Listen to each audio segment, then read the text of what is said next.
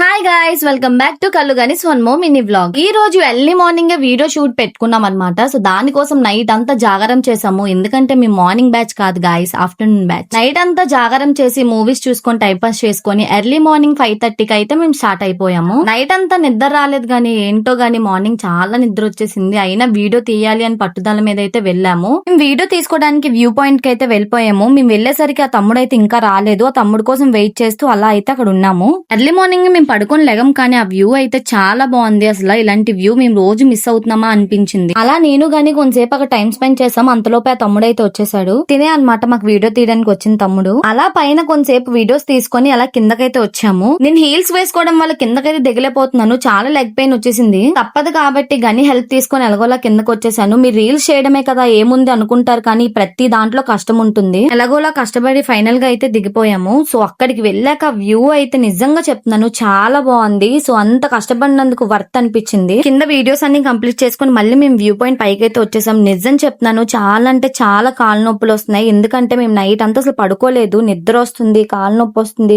మొత్తం body pains అన్నమాట. అసలు మీరు రీల్స్ చేయడం చాలా ఈజీ, రీల్స్ చేసి పెట్టేస్తారు అంతా అనుకుంటారు, కానీ దానికి కూడా మేము చాలా కష్టపడతాము. సో మా కష్టాన్ని గుర్తిస్తారని అనుకుంటున్నాను. ఇంకా గానీ ఆకలేస్తుంది బేబీ అంటే అంబలు తాగడానికి అయితే ఆగాము. ఇక్కడైతే అంబలు చాలా బాగుంటుంది. ఇంకా మా ఇద్దరికైతే చాలా నిద్ర వచ్చేస్తుంది. ఇంకా నిద్ర తట్టుకోలేక ఇంటికెళ్ళి పడుకుని పోదామని ఫిక్స్ అయిపోయి ఇంటికైతే స్టార్ట్ అయిపోయాము.